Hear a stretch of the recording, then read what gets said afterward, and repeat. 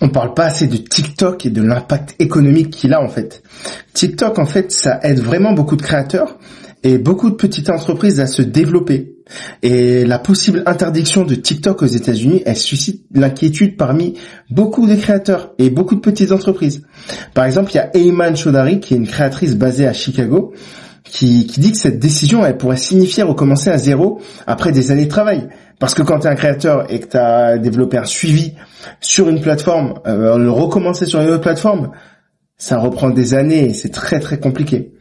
TikTok, c'est utilisé par 170 millions d'Américains et donc ça a un impact économique majeur, notamment pour les petites entreprises qui y trouvent une vitrine unique pour leurs produits.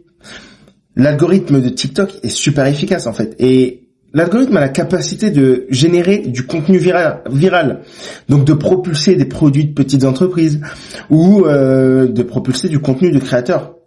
Il y a comme Bilal Rehman par exemple.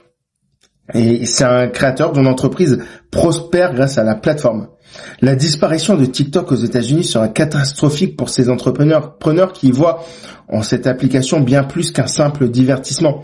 Les jeunes, en fait, pourquoi TikTok ça marche? Parce que les jeunes, en fait, se tournent vers TikTok pour les informations locales. Donc, cette décision des États-Unis, elle est motivée par des préoccupations de sécurité liées à la Chine.